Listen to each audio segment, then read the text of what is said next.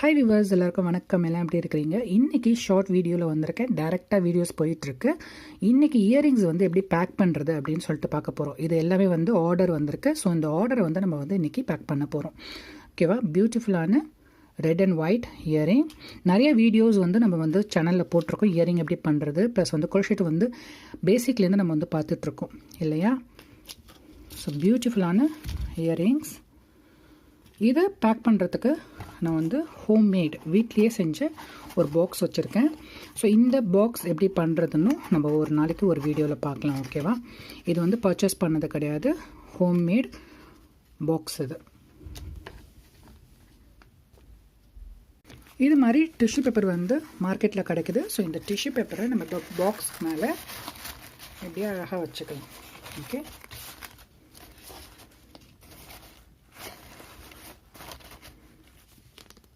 வச்சுட்டு நம்ம தோடு எல்லாம் இதில் அழகாக அரேஞ்ச் பண்ணிடலாம்.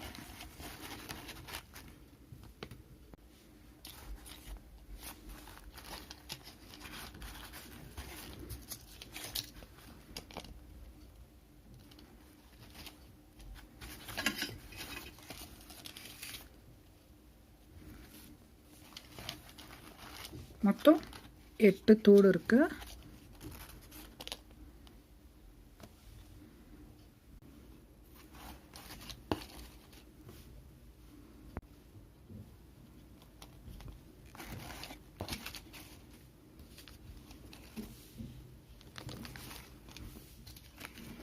அண்ட்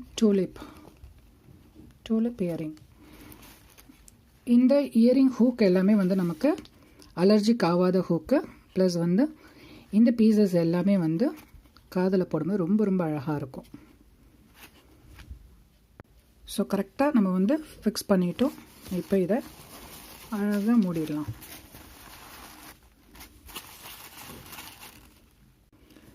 பியூட்டிஃபுல்லான ஒரு ஹேண்ட் மேட் பேப்பரில் ஒரு தேங்க்யூ கார்டு வச்சிடலாம். பியூட்டிஃபுல்லான ஸ்டிக்கர்ஸ் வச்சுக்கலாம். ஓகே, அப்புறமா இதை அழகாக மூடிடலாம்.